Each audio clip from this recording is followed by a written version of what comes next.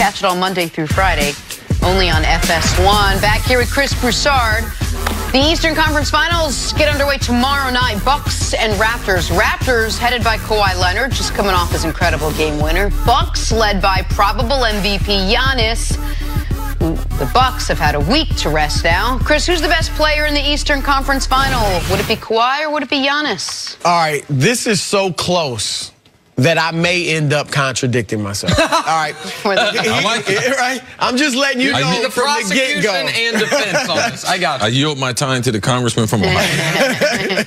All right, here's what I'm saying. We're going to find out most likely in this series because I think both guys are surrounded by similar supporting cast. Neither has a second star with them. Now, there's obviously differences here and there, but, you know, it's not like Kevin Durant going against LeBron James in the finals. Correct. Where Durant has so much, LeBron had Kevin Love. Right. Both teams have a second all-star, but it's Chris Middleton and Kyle Lowry, which are, with respect to those guys, about as low as you get on the totem pole to still be an all-star. It's like when Mo Williams was an all-star with LeBron. Exactly. Right. So they're not perennial all-stars, even though Lowry's made it a few times. So I think during this series, we will find out, and we will perhaps be able to say whichever team wins the series, that guy is better because they will have carried their team largely by themselves. I do think Milwaukee's going to win the series. And so that would lead you to think it's Giannis. But right now, based on the way they've been playing in the playoffs and what I see right now, I would take Kawhi really for one reason and one reason only, the three-point shot. Like what he did in Game 7, that shot, Giannis couldn't do that. Because he does, as great as he is and as much as he does elsewhere, he doesn't yet have the jump shot. Not even just a three-pointer, but a jump shot from 18 feet where he'll consistently go up and get it. Right, because Kawhi's game winner wasn't a three, but it was a long two. And Giannis is especially a fadeaway. He's not, right. Not I mean, anybody can make a lucky shot, but Kawhi, that was, obviously there was some luck involved, but that was just a quality shot. And Kawhi's right when he says he practices that shot. Now, he doesn't necessarily practice it with a 7-footer and he's fallen out of bounds, but we have seen Kawhi Leonard take that baseline intermediate jump shot throughout these playoffs. So I totally understand that part of it, that there is that element of Kawhi's game that Giannis doesn't yet have. Because they both do everything. And Kawhi's got one thing. He's not as great of a playmaker. Well, that's what I was about to say. Kawhi has one thing Giannis doesn't, which is the range shooting.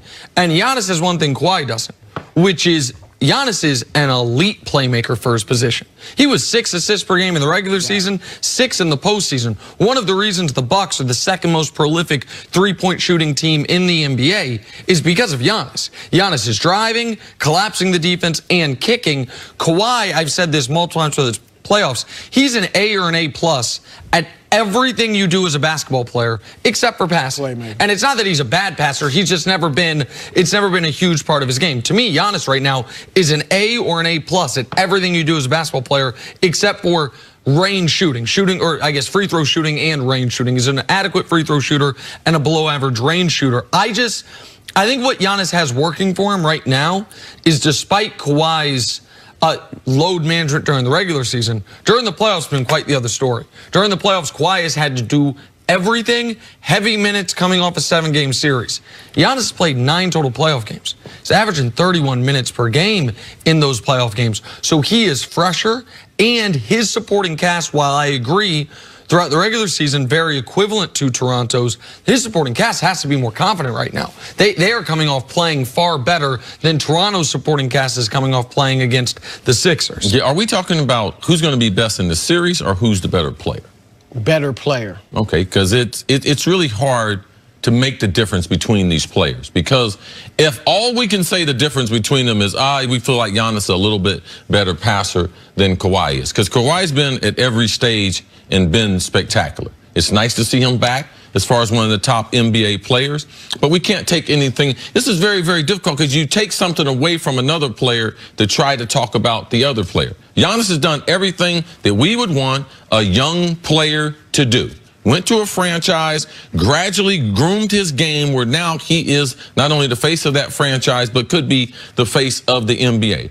Kawhi, after his injury that he had, him be able to get back, being traded after all the criticism, and now playing the best basketball of his career. I believe that Kawhi will be better in this series because he will be asked to do more. And I think that he will continue from round number 1, what he did in round number 2. In game 6 and 7, he didn't shoot the ball quite as well, but his ability to be able to shoot the basketball from deep, it makes him offensively almost impossible to be able to guard him. Like, look, there are 3 players vying for that best player in the playoffs right now. Kevin Durant, even though he's injured, Kawhi, and Giannis.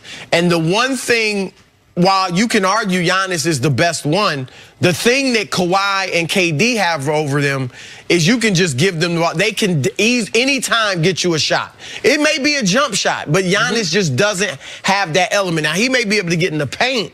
He will be able to get in the paint, but those two offensively in terms of scores, they're more well-rounded, especially in today's game. The other reason to me this is so exciting, and people might hear me say this and say that's not right, this is the first time either one of these guys has been on this stage as a great player. For Giannis, it is literally his first time on the stage. For Kawhi, aside from the year he played 2.5 quarters of Game 1 of the Western Conference Finals, the last time he was in a conference finals, he was a 12-point-a-game player in 2014, 5 years ago.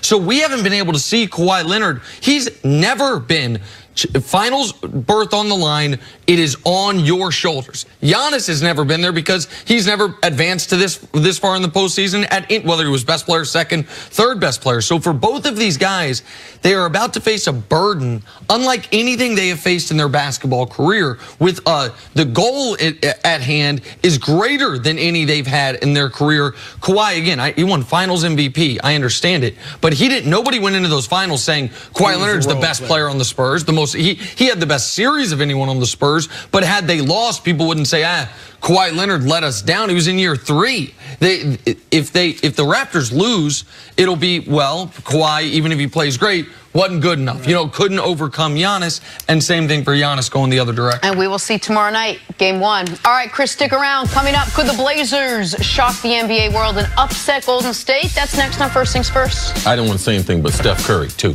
He's bidding for the best player. Oh, okay.